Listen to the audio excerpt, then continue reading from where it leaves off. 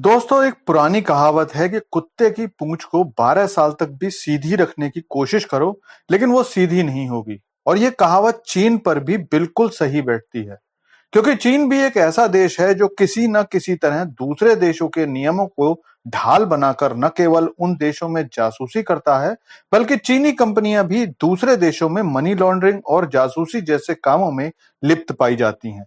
और ऐसा नहीं है कि ये पकड़े नहीं जाते, पकड़े भी जाते हैं, लेकिन बेशर्मी तो जैसे चीनी खून में कूट कूट कर भरी हुई है। दरअसल खबर आ रही है कि भारत जल्दी ही चीन की 400 कंपनियों पर कार्रवाई करने वाला है। चीन के लिए कार्रवाई सर्जिकल स्ट्राइक से कम नहीं होगी, क्योंकि भारत इससे पहले भी लगातार चीन की कंपनियों पर कार्रवाई करता रहा है। जो खबर निकलकर सामने आ रही है, उसके अनुसार भारत सरकार अगले 3 से 4 महीनों में एक सिस्टमेटिक तरीके से चीनी कंपनियों पर ताला लगाने की शुरुआत करने वाली है। चीन की इन कंपनियों का जाल पूरे देश में फैला हुआ है। भारत के हर बड़े प्रदेश में चीनी कंपनियां काम कर रही हैं।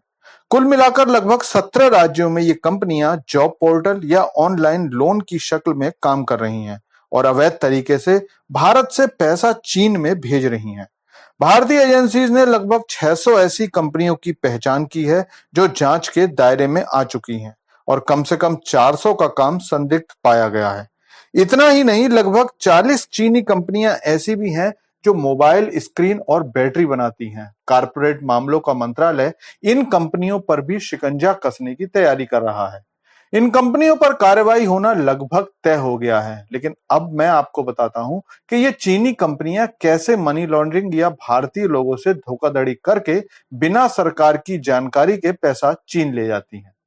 सबसे पहले इन कंपनियों के डायरेक्टर भारतीय मूल के लोग बनाए जाते हैं, लेकिन पैसे इन कंपनियों में चीनी कंपनियों के ही लगे होते हैं। इस पैसे को दूसरी कंपनियों में डाइवर्ट किया गया, मतलब ये कि उन्होंने फंडिंग किसी और काम को दिखाकर ली, जबकि वो मार्केट में कुछ और ही काम कर रही थी।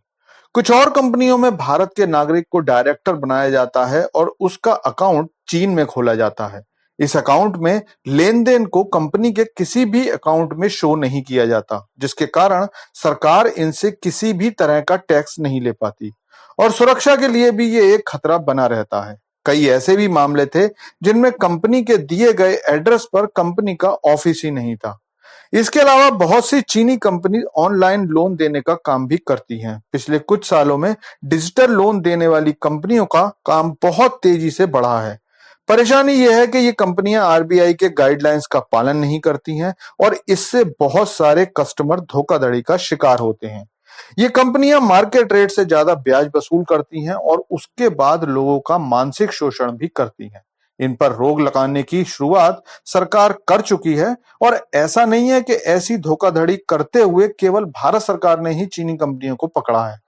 इससे पहले म्यांमार भी हजारों चीनी नागरिकों को ऐसे टेलीकॉम फ्रॉड में पकड़कर देश से बाहर निकाल चुका है। इसी तरह से चीनी नागरिक पाकिस्तान में भी धोखाधड़ी करते हुए पकड़े जाते हैं। भारत भी इससे पहले चीनी मोबाइल कंपनियों Xiaomi, Vivo, Oppo के अधिकारियों को धोखाधड़ी के आरोप में गिरफ्तार कर चुका है। उसके बाद इन कंपनियों से हजारों करोड़ रुपए जुर्माने के रूप में भी वसूल किए गए थे।